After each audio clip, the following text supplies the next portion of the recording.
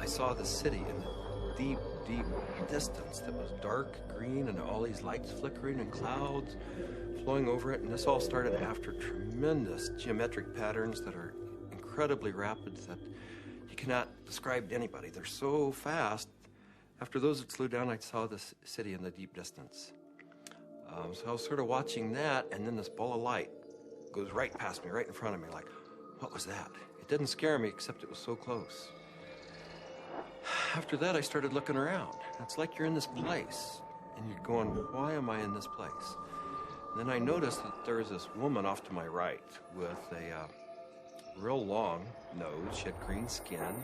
She was turning this dial, and I realized she was turning the volume of lights up and down on the city in the distance. And as soon as I looked at her, she noticed I was watching her. And she said, so what else do you want? I said, what else do you have?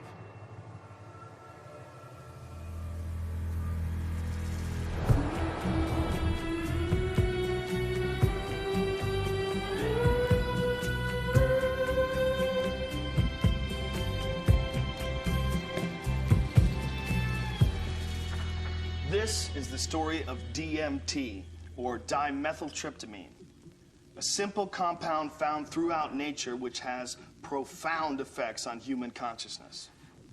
One of the things, besides what it does, one of the things about DMT that always fascinated me was the fact that it's such a simple molecule. DMT stands for dimethyltryptamine, NN dimethyltryptamine. If you actually look at the ring structure of DMT itself, you only have really 4 positions that you can attach things to. So you can make diethyl or dipropyl. There are some other types of carbon chains you can attach to that end that do give you compounds that have activity, but very different from DMT. It biosynthetically, it's 2 steps from tryptophan. Right, 2 trivial enzymatic steps from tryptophan. Well, tryptophan is an amino acid, of course, and it's everywhere. So all organisms have tryptophan, and all organisms have the 2 key enzymes that lead to the synthesis of DMT. And these enzymes are very ancient enzymes. They're all over the place. They're, again, part of basic metabolism.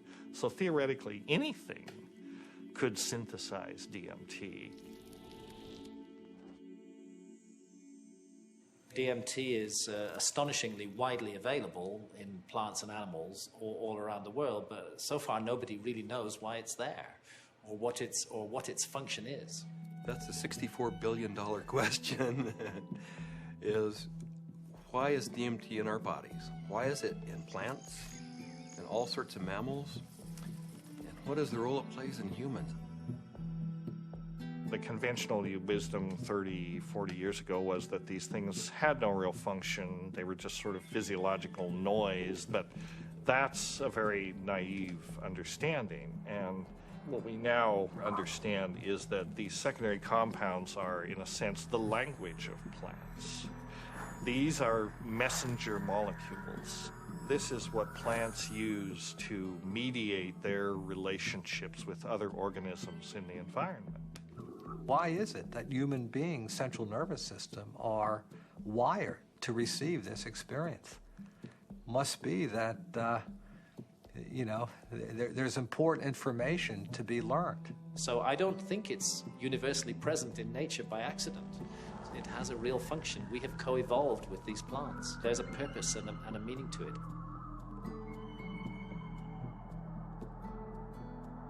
So it really fits in with the notion that DMT may be the common molecular language, resonant language, among all living beings on this planet and maybe others as well. I can't think of a more powerful tool to explore the whole question of what is consciousness. these substances are tools that can be used to expand awareness in all areas of life and apply that expanded awareness for the betterment of people's lives and their communities, their families, and our society. The good news is that there's a growing number of Westerners and actually intellectual scientists, artists, movers and shakers, filmmakers, and so on, who realize that this stuff is all too interesting just to go on keeping it swept under the rug. And meanwhile, the Inquisition was a long time ago. The birth of rationalism was a long time ago. At this point, there's no good reason, apart from bad habit, to keep up these barriers. With the help of two concepts that are traditionally opposed, science and spirituality, we humbly reintroduce psychedelics back into the cultural dialogue. DMT, the spirit molecule, it's a conundrum, it's a paradox. What the spirit is the inner world.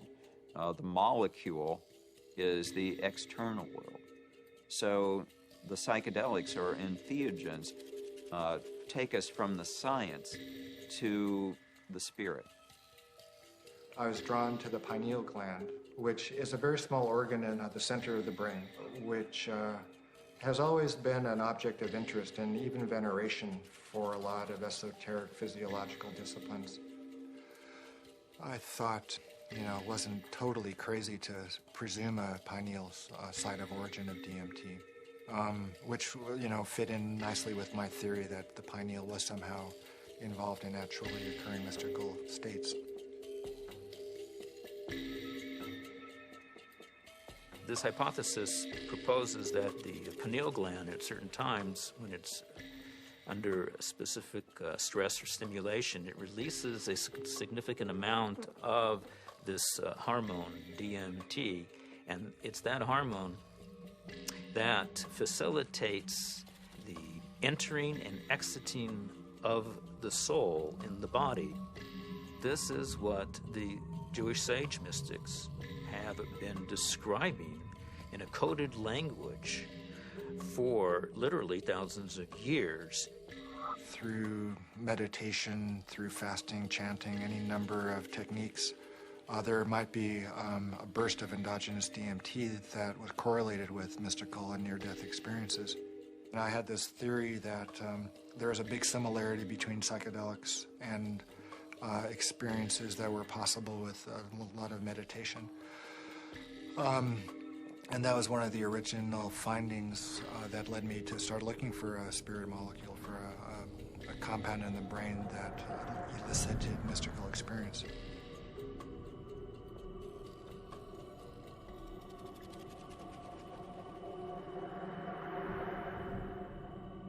I think there may be a role for DMT in explaining any number of hallucinatory phenomena that man has experienced throughout his history. Creativity, imagination, dream states, changes that occur due to isolation, trauma, starvation, all of which produce hallucinatory phenomena. These hallucinatory phenomena are explainable by the presence of compounds known to produce hallucinations. And the only compounds that we know of that are capable of doing this are the class of compounds known as hallucinogens. When thinking about spiritual states, I think endogenous hallucinogenic compounds and molecules that the brain can potentially release are probably very relevant to this topic, because on one hand, they may really help us to elucidate what is the neurochemical mechanism of these experiences. I mean, if we can say that there's a release of endogenous opiates, or we can say that there's a release of dopamine or something like that, and we can measure that release and we can see where in the brain those different molecules go, what receptors they activate or deactivate, and hence we can really learn a lot more about what these experiences are, because it really can allow us to match up these experiences that people have with hallucinogens, as well as understanding where they are related in the context of the brain's receptors and the different parts of the brain that may or may not become active.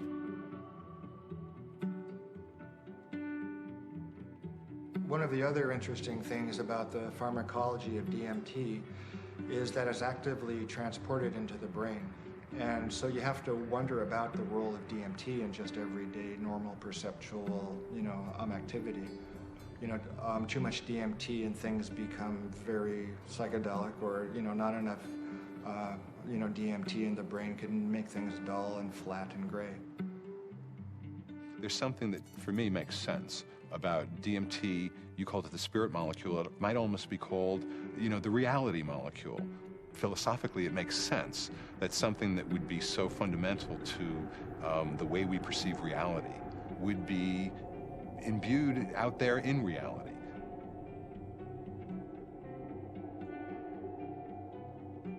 There was a sense around it that there was something special, that it wasn't like anything else. There wasn't like other psychedelics. Its intensity and speed was such that it really produced a different kind of response. I mean, I remember almost getting the sense that it was kind of like a psychedelic bungee jump, that there was a kind of raw leap into this rapidly changing environment that was very different than the more gradual approaches of other psychedelics.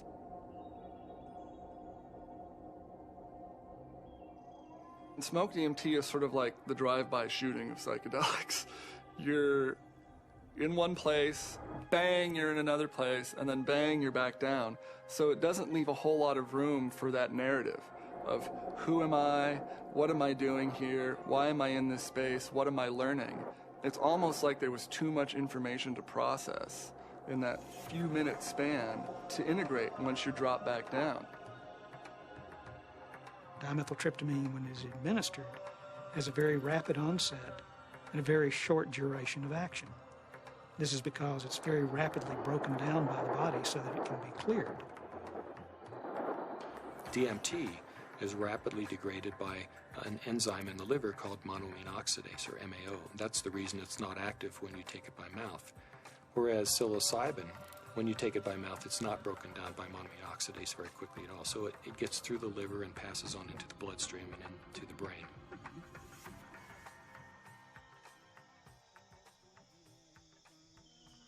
Yeah, I'm very interested in ayahuasca.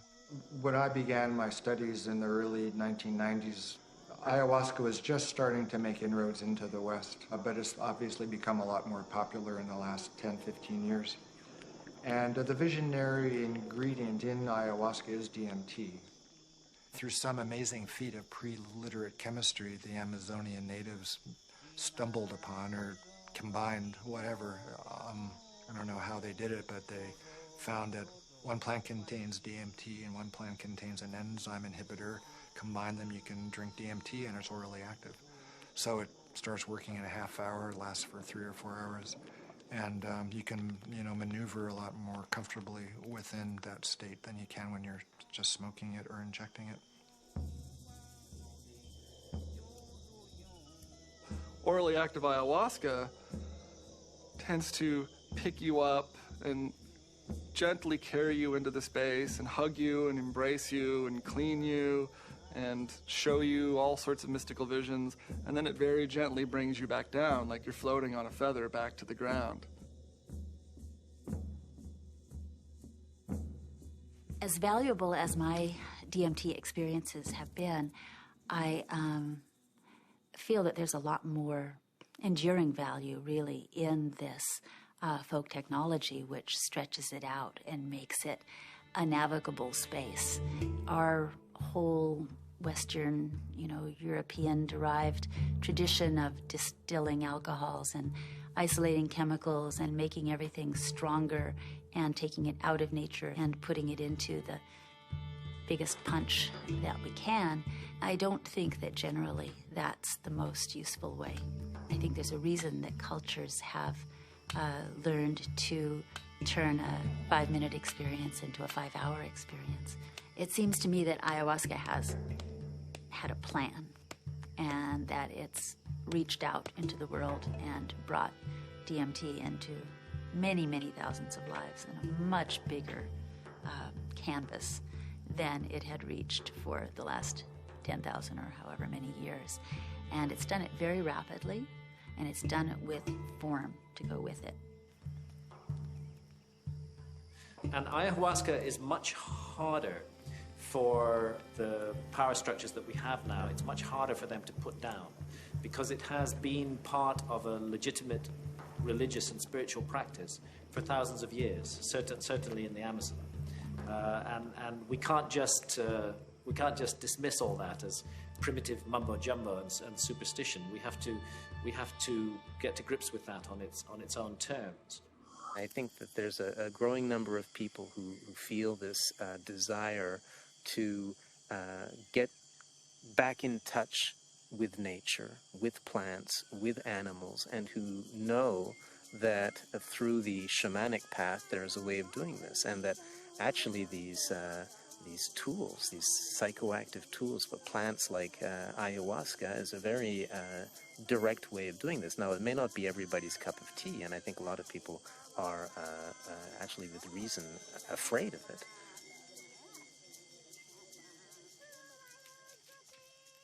I think like a lot of people in my generation, I first heard about DMT through Terence McKenna. It was a very funny way to become aware of such a powerful and interesting and anthropologically rich topic as a compound like DMT, because it really became more, it was almost more of a concept than something that people were necessarily taking.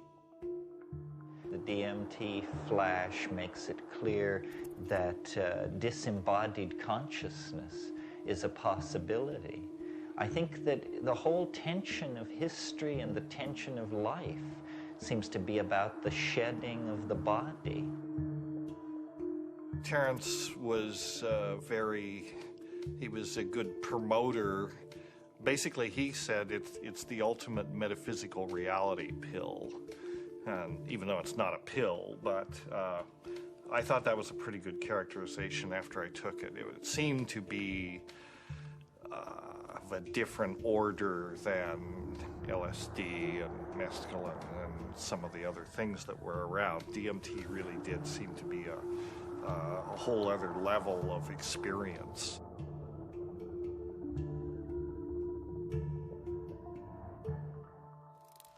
I ask that you suspend any opinions, either negative or positive, about these compounds. Whatever you believe their value to be, they continue to have profound effects wherever we find their use, whether it's contemporary Western culture or in the Amazon rainforest. It was in the 50s that the ayahuasca churches started going public.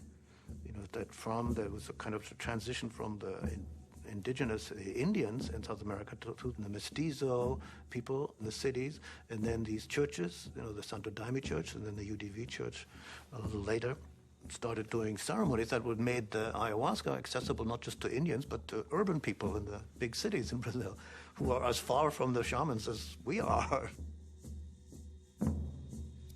In the early 1990s, the UDV established a branch of their church in the United States. In the late 90s, the U.S. Customs Department, along with the DEA, intercepted a shipment of ayahuasca. The church protested the government action. They contended that it violated the Religious Freedom Restoration Act, and the case was heard in the U.S. Supreme Court, and in February 2006, their decision was announced, and it was a unanimous decision on the side of the UDV. Why is it that in the entire Western world, these substances that have been found to be so interesting by hundreds of cultures for thousands of years are prohibited? How did these cultures that consider themselves to be enlightened, democratic, and scientific get to declaring plants illegal? It can seem weird, but there's clearly something deep and revealing about the nature of these societies. Our society values alert, problem-solving consciousness, and it devalues all other states of consciousness. Any kind of consciousness that is not related to the production or consumption of material goods is stigmatized in our society today. Of course, we accept drunkenness, We allow people some brief respite from the material grind. A society that subscribes to that model is a society that is going to condemn states of consciousness that have nothing to do with the alert problem-solving mentality. And if you go back to the 1960s, when there was, a tremendous upsurge of exploration of psychedelics, I would say that the huge backlash that followed that had to do with a fear on the part of the powers that be, that if enough people went into those realms and those experiences, the very fabric of the society we have today would be picked apart, and most importantly, those in power at the top would not be in power at the top anymore.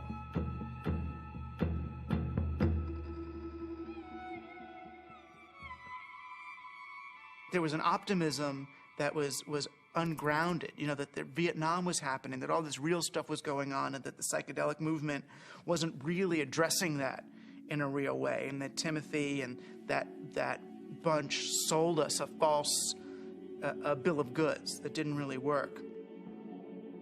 We are now, whether we like it or not, in the psychochemical age. In the future, it's not going to be what book you read. It's going to be what chemicals do you use to open or close your consciousness. Chemicals can help us learn faster. Chemicals can help us expand or contract our consciousness. The atmosphere in the 1960s was, we are doing research here. We are dedicating our lives to trying just about everything on the planet. So we would try it, then we would talk about it, then we would evaluate it. We regarded ourselves more or less as spiritual pioneers. I mean, the way I look at the 60s, you can see it as a kind of failed attempt at a mass cultural voyage of initiation. So people would try to go out into these other realities, but they didn't have a basis for it. There weren't wisdom traditions and elders. There weren't like connections of shamanic lineages. So people would go out and they would kind of like smash apart.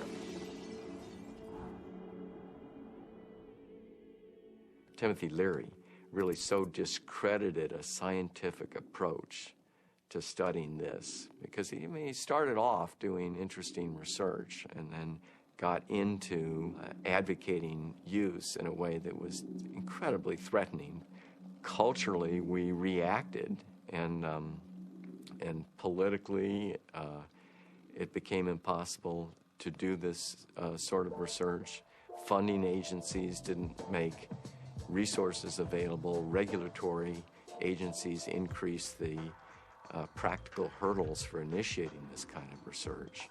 And I think people who had interest in research of this type largely were discredited because of their interest in the research. Social, political, scientific issues that came together pushed these drugs out of the scientific marketplace.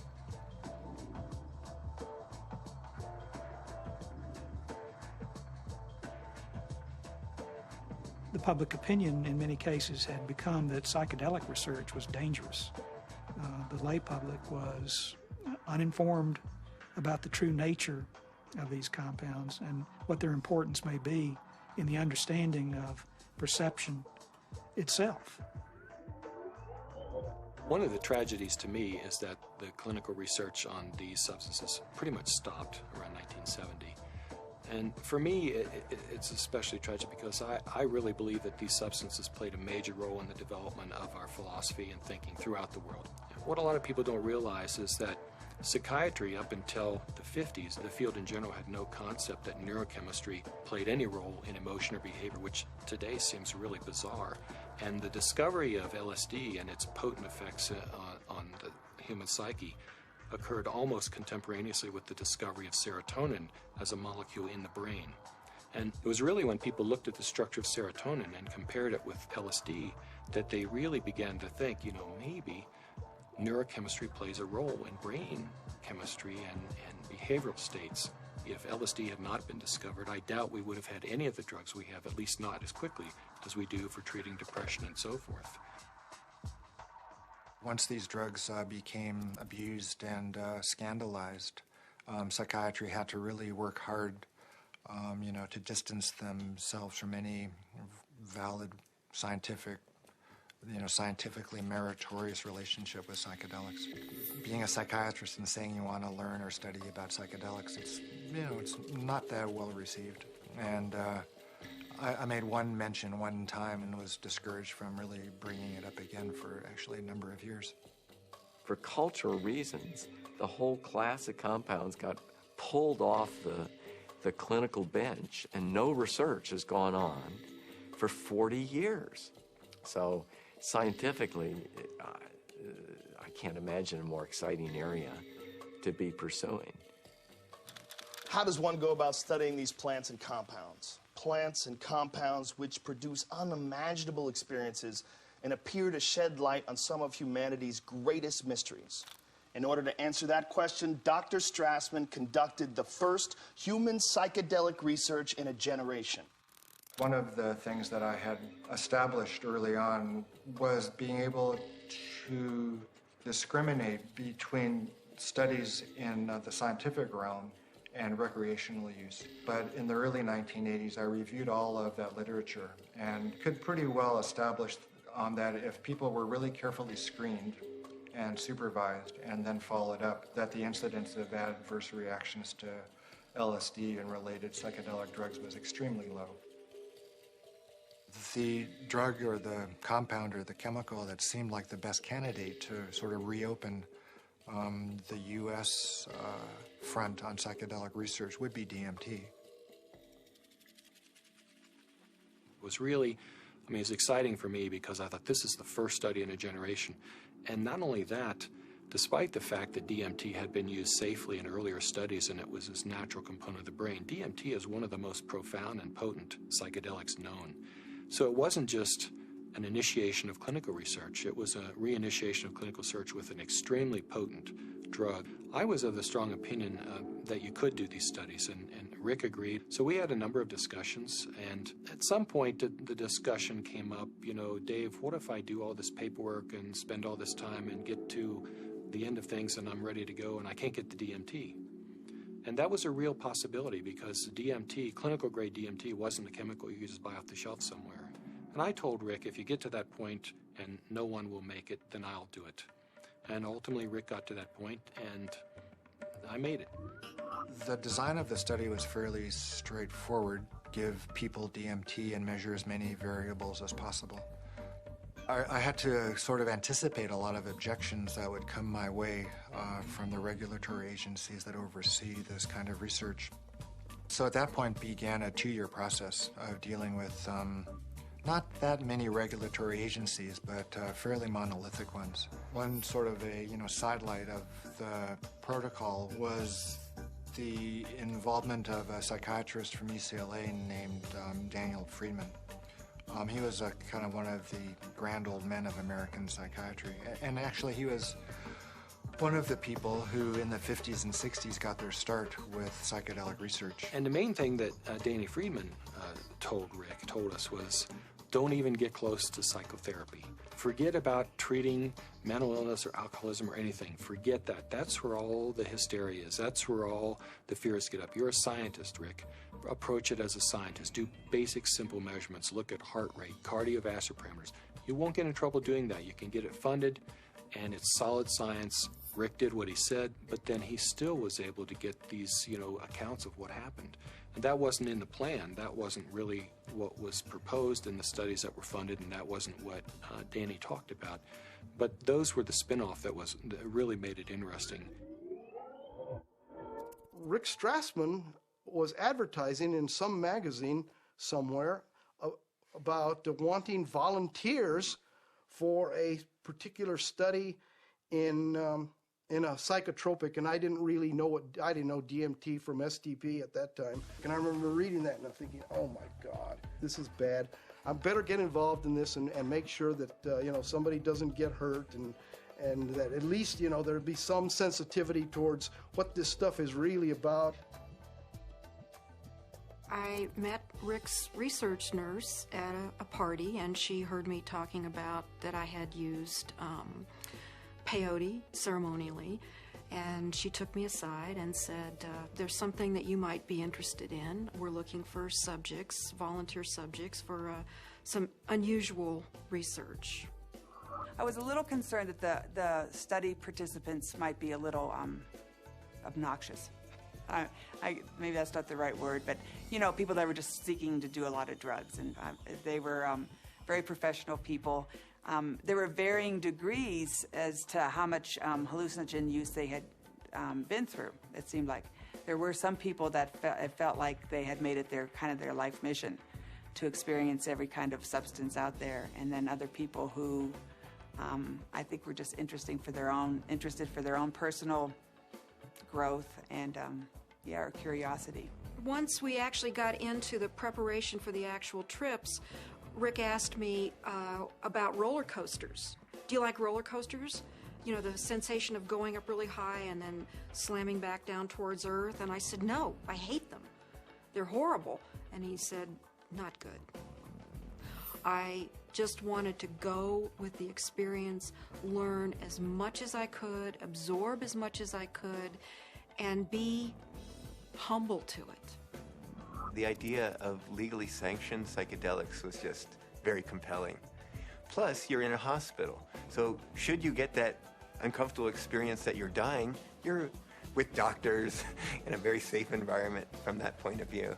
I mean, this was really very cutting edge, very out there, it was high risk, and people knew what they were getting into, and they wanted to have the extra reassurance, and I was glad, actually, to have a crash cart in the room and a team, you know, in the hospital to respond to any emergencies.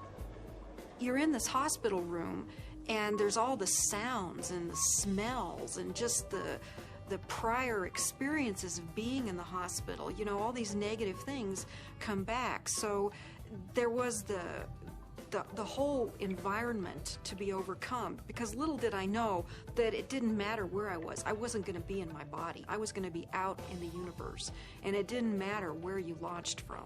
It could be a hospital room. It could be the jungle in the Amazon. It didn't matter where you were, because you weren't going to stay there. Set and setting is so important. It's even more important than the substance. More important than the substance. Set and setting is everything. Now, what is the set and setting when you are blindfolded? The set and setting is not what you're seeing. You're not seeing anything. The set and setting is your internal self. The things that you have learned, the capacities that you have achieved, the conditions of your own psyche and psychology, these are your set and setting. It's the medicine combined with or interacting with the set and setting that creates an effect of safety, of trust, of comfort, and of resourcefulness that makes it possible for you to take some big leaps and receive some big gifts. And if that's not there, you just get terrified. So I didn't really have physical fears so much that they would die or have a stroke. I did have some fears about people's mental health, you know, especially with some of the higher doses. We gave one gentleman who had a lot of experience with the drug one dose, and he didn't think it took him far enough. So then we gave him a higher dose, and he was gone. He was really gone. It reminded me of something from The Exorcist. I mean, he just boom, sat bolt up in the bed, and his eyes opened up, and they were completely dilated and black. And I almost thought he was going to turn his head completely around. And I remember looking at Rick, and Rick looked at me, and I thought, oh my God, he's gone. I hope he comes back. And he did. The countdown was like, you know, counting down for preparing for your death, like waiting to surrender. And you'd feel the coldness, and the coldness just going through your veins, and it's really indescribable. It's hard to, you know, it's like ice going through your veins.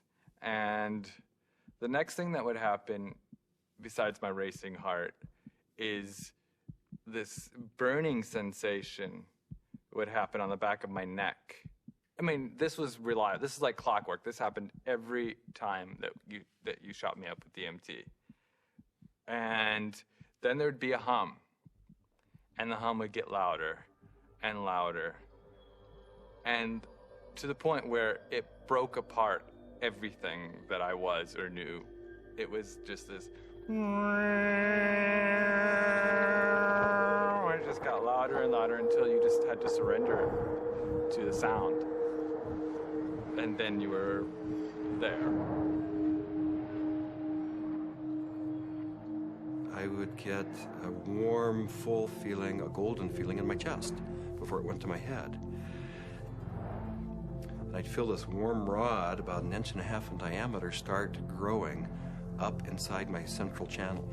It would come up and sort of slow, warm up my chest, go up through my head, and slow down and put tremendous pressure in my sinuses behind my eyes, and slow down.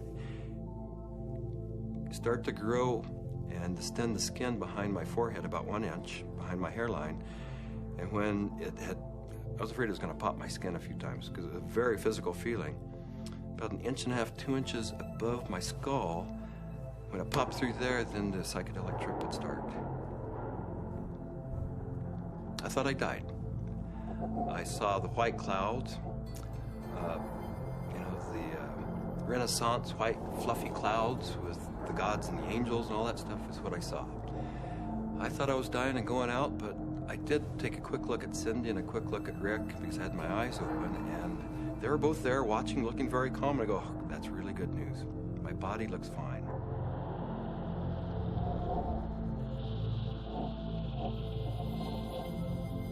So I didn't know whether it was my birth I was re-experiencing, my death which was yet to come, because I know that time crumbles. The linearity of time is totally meaningless in these states.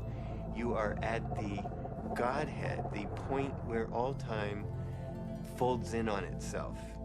More and more layers of my humanity start peeling off.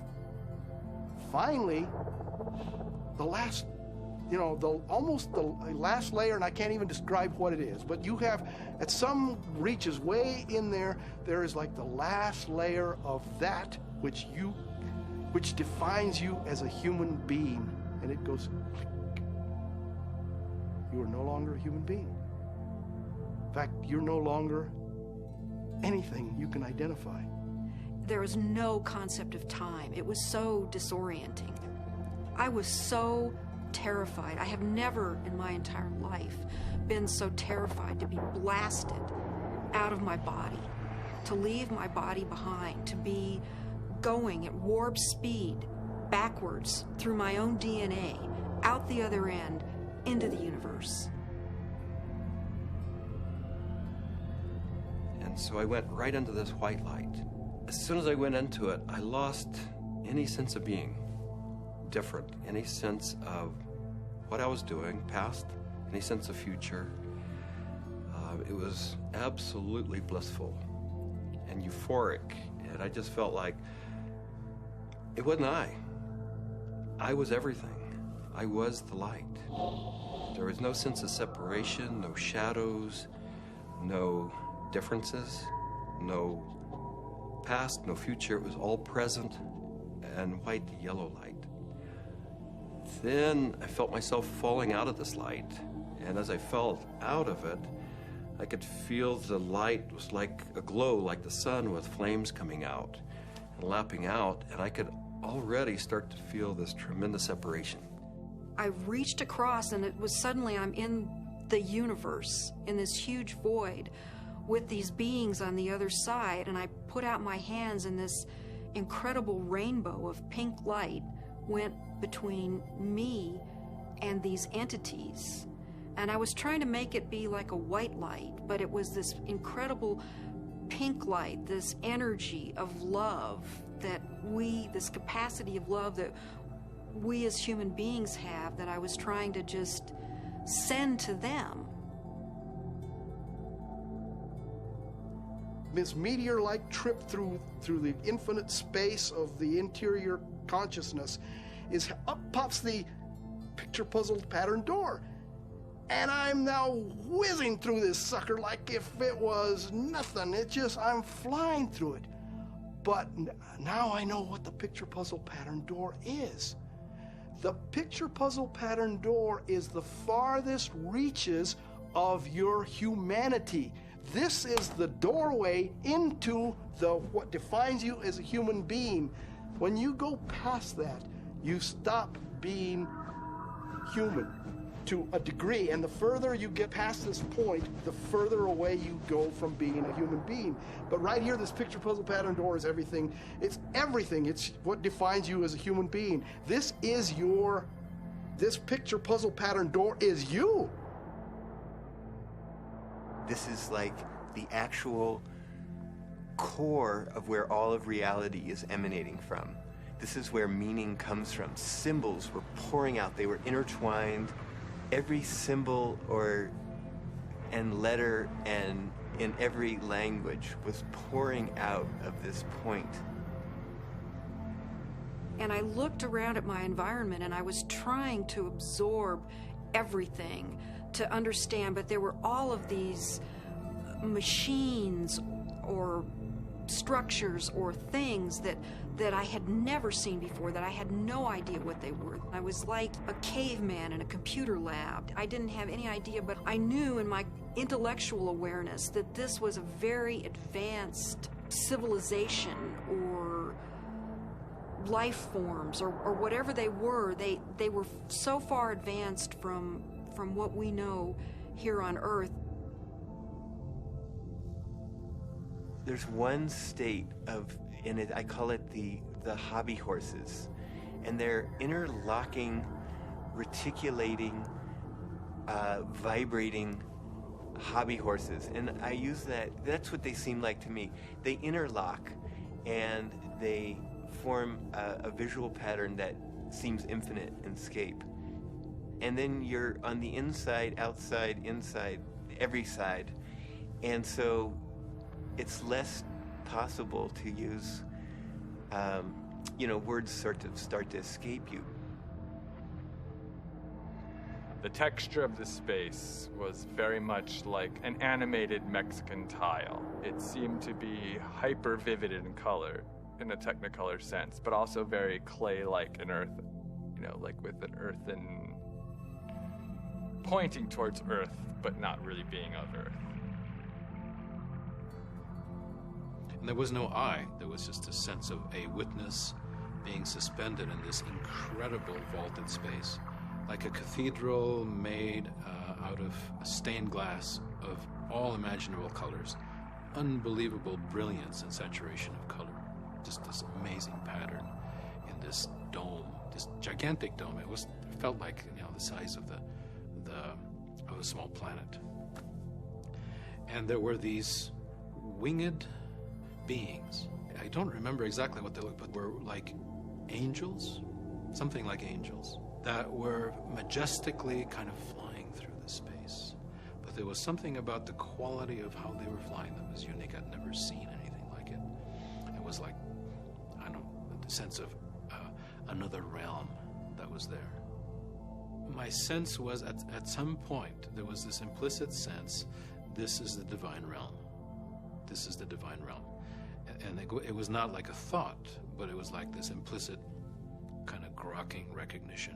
It was all very, very impersonal until I got to the space where I realized that I was in the area where souls await rebirth. And I was there, and I had been there so many times before. I recognized it, and this incredible transcendent peace came over me. I have never in my life ever felt such peace. Everything was stripped away. Every hope, every fear, every attachment to the material world was completely stripped out of me. I was free to just be the essence of a soul. After the medicine wore off, there is that familiar sensation of kind of coming back into the body.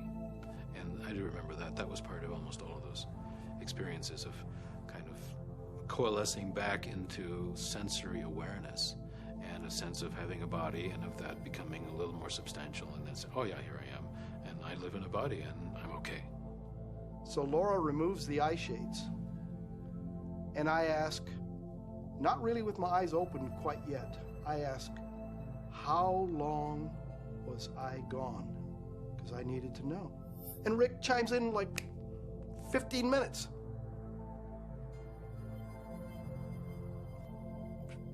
for a moment, I'm shocked. I'm like, you know, mind, you know, has to try to catch up, because now the whole cognitive dissonance of the experience has to catch up. I was gone for 15 minutes. 1,000 years of experience in 15 minutes.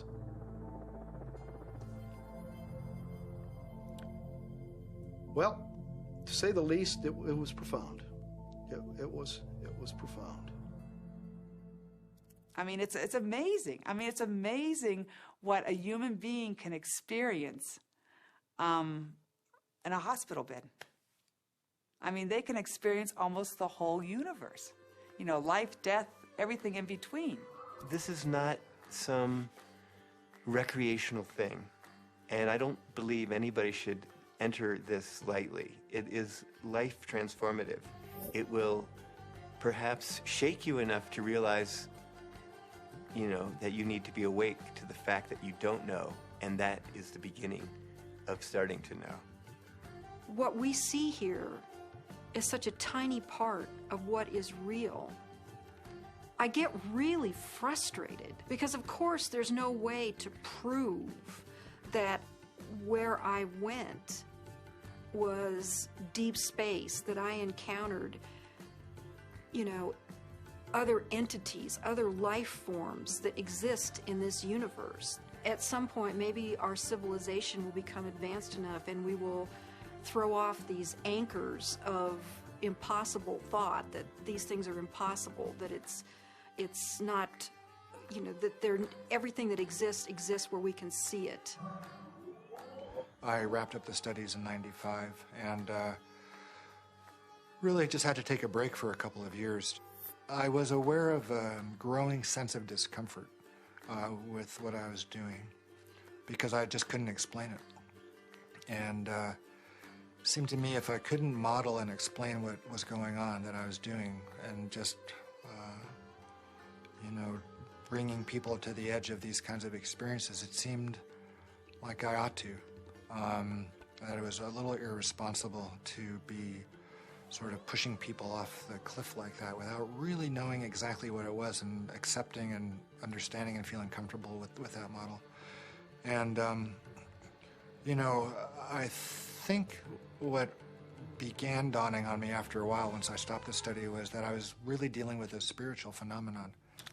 What do these experiences say about the nature of reality, the nature of our minds, or the function of our brain that we can so quickly shift into these alternate realities? Let's take a step back and consider how these experiences inform us about ourselves, our consciousness, and the symbiosis of the two. It started seeming to me that what was happening with DMT, particularly with respect to some of these reports of entering parallel or alternate or freestanding parallel sorts of realms of existence, is that indeed was what their consciousness was doing. The chemistry of their brain, which is the organ of consciousness, was being changed by DMT in such a way that they could then receive information that we weren't able to receive normally. Yes, there's the experiences from DMT and ayahuasca, and they have their function. But if we'll also look at what it enables us to see, it just rips that filtering mechanism away for a few minutes, and for a few minutes you're immersed in sort of this raw data sphere of input, of sensory input, of memories, of associations. I mean, it seems like the brain builds reality out of these things, what you're experiencing, what you have experienced, and how you associate and synthesize these things together to tell yourself a story, essentially, about what's going on, where you are in space and time.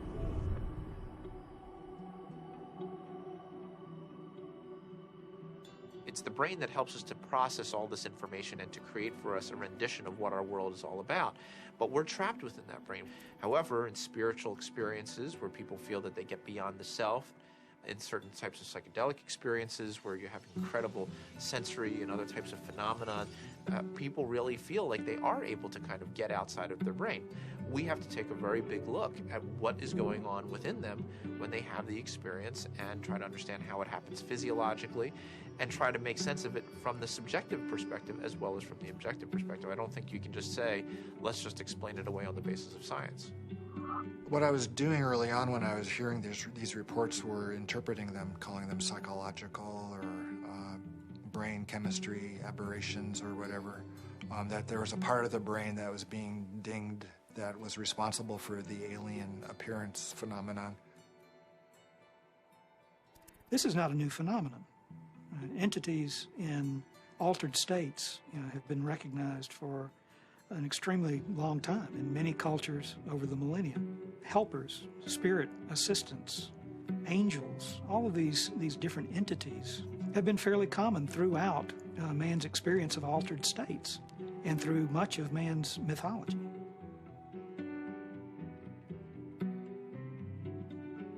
But I don't think it's out of the realm of possibility that people are in some way interacting with some sort of an intelligence or sentient being or something that exists at some level that's not in this three-dimensional physical plane. I'm looking at it from a sense of, okay, is the drug healing you? Is it helping you?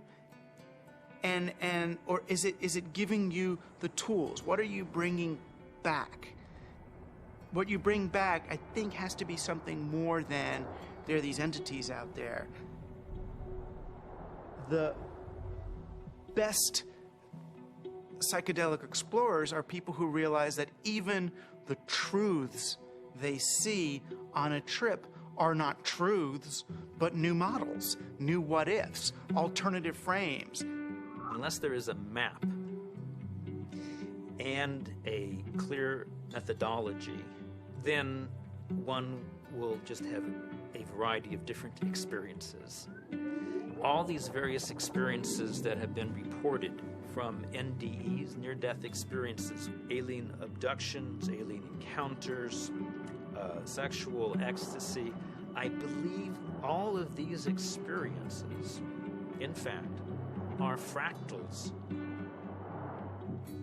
If we understand the concept of fractal geometry, no matter how small it is, it contains everything that is in the larger picture.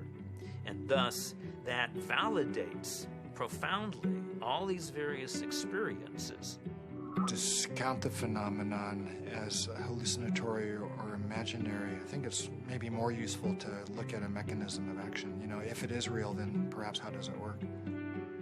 Look, there's extraordinarily regular phenomena that come up with these things that are clearly linked in many ways to these larger human issues around mysticism or religious experience or encounters with other entities. And here we have it.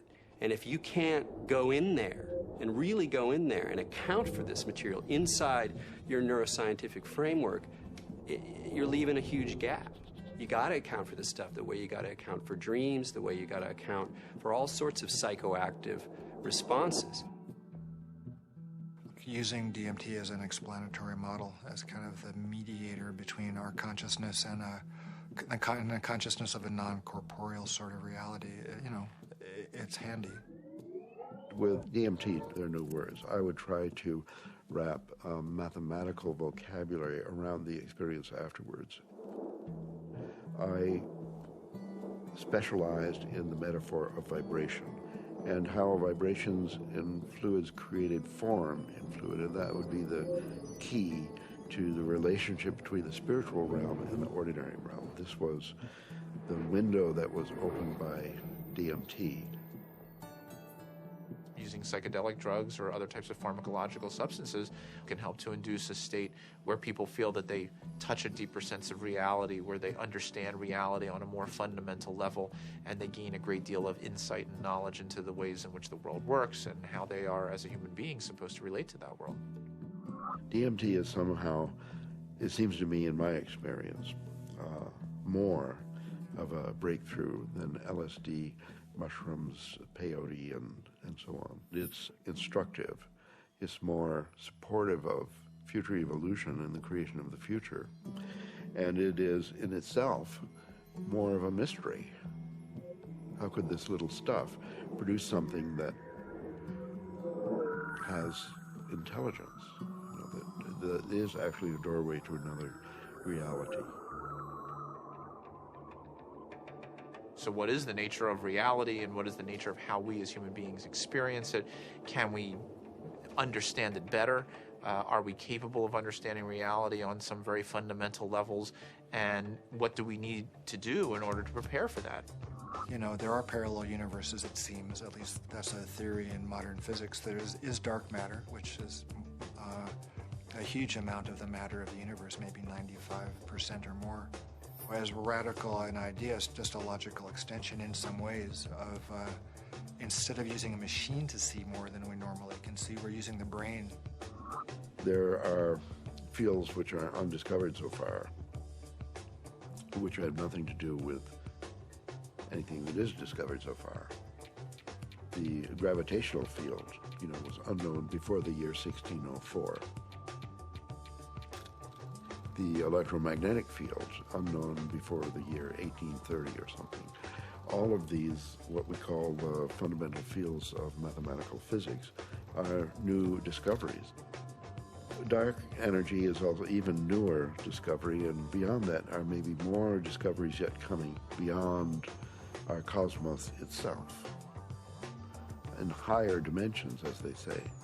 I still don't have very much use for the concept of God, but I do believe that there are higher levels, transcendent levels of reality, and I'm actually now starting to really believe that the brain is not the source of consciousness, is not really who we are, but is more like a radio tuner for something way bigger.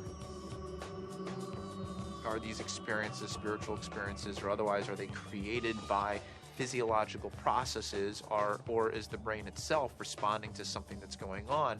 And the fact that somebody may actually find a way of turning on their brain to spiritual experiences, again, I mean, I'm not sure that that necessarily diminishes the reality or the realness of what those experiences are about.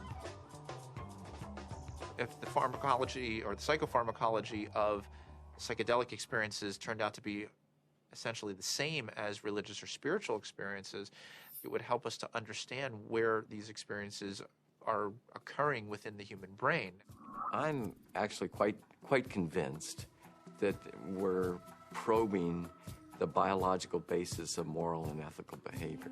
I think these primary religious experiences really are at the bedrock of the world's religions. The research and knowledge and speculation about the pineal body and DMT is in fact the hand of God that is interacting with our natural evolution to stimulate and accelerate the process of redemption of individual and of collective global enlightenment. Because of my ayahuasca experiences, I consider myself a spiritual person. I know things now that I could never have known otherwise. This experience is so familiar for a lot of different people, and it's so easily acquired, and so much information comes with so little effort that it is a kind of a miracle. It's a miraculous way for us to transcend ordinary reality and obtain maybe an intimation of what's necessary for survival. Ranging from new forms of medical treatment to a better understanding of the universe to life-changing spiritual revelations, these natural tools offer us the ability to seek greater knowledge. Tools that could positively affect life on our planet. Let's answer Dr. Strassman's question. If so, so what? Because of the collapse of consciousness, spiritual and scientific knowledge split apart. Both these modes of knowing have to come together. In other words, science and technology, from a traditional religious perspective, is not an extra. It is part of the process by which humanity is going to evolve into its next stage. How do we find like the right form for psychedelics in the future. I mean, assuming that psychedelics are part of the human future, right? For that, at the moment, they're still, generally repressed and suppressed and legal. If that were to change, how would we begin to construct a kind of system that would allow for a kind of rational and mature exploration of psychedelics? I think that the name of the game is to show science the pertinence of this somewhat outlandish realm. And it's not just crazy stuff. It shouldn't be considered as, let's say, not even worthy of interest or illegitimate. I actually think because it's declared off bounds, it just makes it interesting to start with. But one doesn't want to throw out the baby with the bathwater, and I think it's really important to stay faithful to science. What does it mean? Why is there a part of the brain that seems to be, for lack of a better word, a God detector? What's the evolutionary advantage to having some part of the brain that seems to, trigger and mediate experiences of the transcendent? The Kabbalah is revealing to us that the pineal body is actually the very edge of the higher dimension that is penetrating into our lower dimension, and it is located precisely in the middle of the brain. I can remember reading about Descartes, thinking that it was actually the interface between the spiritual dimension and the dimension of matter. And I remember studying that as a foolish idea from our history. And now it seems actually like a very interesting idea. What we are looking for out there is really in here. It is the doorway. It is the gate. So we focus on the transformative effect of the psychedelics. But it's also true that the reverse is true, that it requires transformation in order to embrace psychedelics. It's one of the tricky paradoxes of postmodernism that psychedelics both require and produce a transformative effect. We have severed our connection to spirit. That's what our society has done. It has sought to persuade us that the material realm is the only realm, and the only way we're going to recover is to reconnect with spirit. And I truly believe we need the help of the plants in order to do that. A part of our work is to respect these medicines and then to change the culture enough that people doing them can be respected and held. And not everybody needs to do them. Not everybody should or wants to. But that it isn't pushed to the side. And so part of that does involve then research, because that's how in our reductionist society we validate things. With the passing of the years and the opportunity for sober reflection, I think there's a growing appreciation that there may be something to gain from studying these compounds, that there's a lot we can learn, and there may very well be treatment models, particularly for patient populations for whom conventional treatments are ineffective, for whom the psychedelic model, when utilized optimally, may provide great benefit. I think the most important thing that we could do right now that would be fairly straightforward to do is to ask and answer the question of whether ayahuasca could help people who have drug and alcohol abuse. And given that we know that DMT and similar alkaloids have a very strong effect on the same receptor sites that are involved in depression, and the notion that most people, in my experience, who use drugs and alcohol are self-medicating a deep depression or an anxiety. I've had permission now over the last few years to utilize psilocybin, which is the active alkaloid in hallucinogenic mushrooms, in the treatment of patients with advanced stage cancer who have anxiety. We're treating the anxiety, not the cancer. Now, psilocybin is 4-phosphoryloxy-N,N-dimethyltryptamine, so obviously, from a chemical structure point of view, very similar to DMT.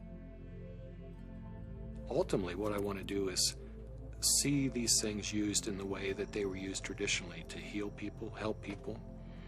And right now, helping people come to terms with dying. It changes your whole relationship to your death, your impending death. Believe it or not, you're gonna die. And now, with this tool of having crossed over already, some of the fear around that will disappear. Now I'm beginning to wonder whether consciousness may actually survive biological death, that maybe the model that we've been working under in psychiatry and the behavioral pharmacology model is just wrong. It's backwards, actually. That consciousness is primary in the universe and matter is a result of. Utilizing substances like DMT or 5-methoxy-DMT may really help us prepare by practicing a transient dying experience. Thus far, we're observing very positive effects in regards to the nature of experience during the session and then subsequent effects on mood regulation and anxiety control, pain perception, and overall quality of life for cancer patients. By and large, our subjects do quite well in the time they have remaining. For those people who do come to terms with it, part of it is a recognition that these psychedelics open up a space that they weren't aware existed and sort of give them a vision of what could be past death, as well as a better perspective on the accomplishments they've made in life, a better feeling about what they've done in their own lives.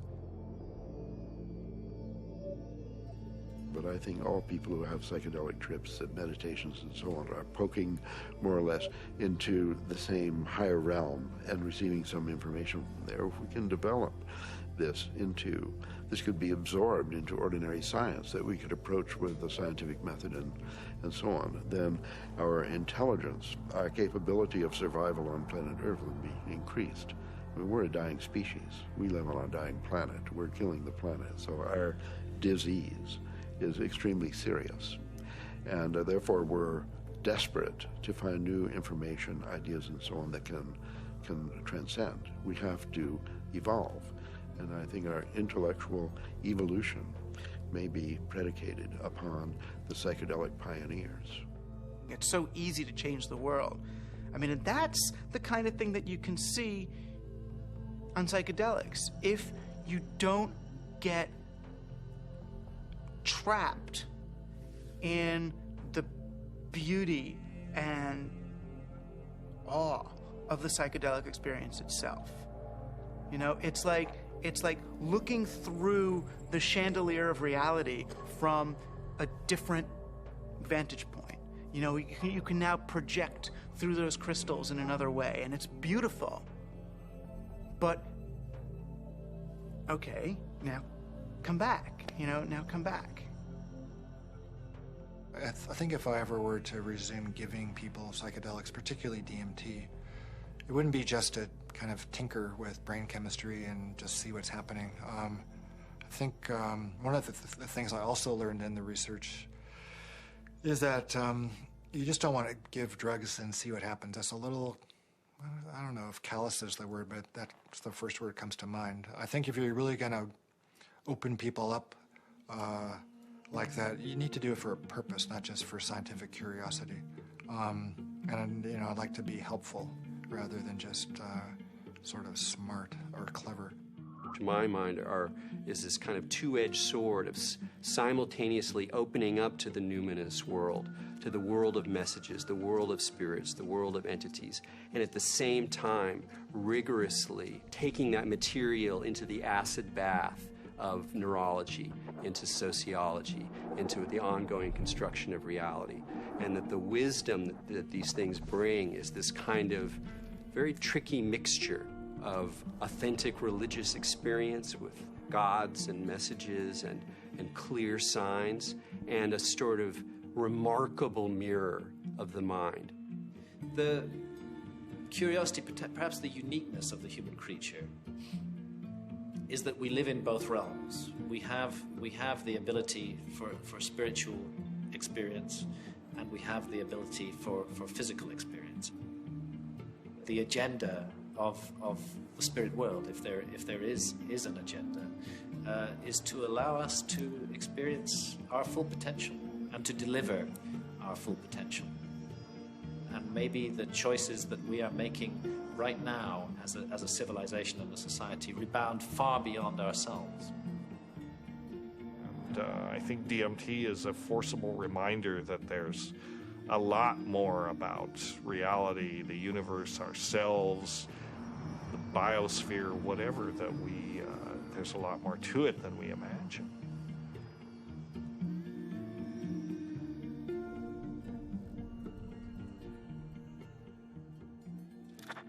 It seems our reality is not the only reality. Occasionally, the cracks reveal themselves and may even want to be discovered.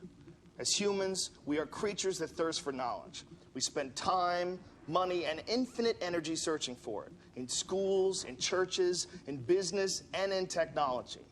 Knowledge is power, and thus our greatest quest.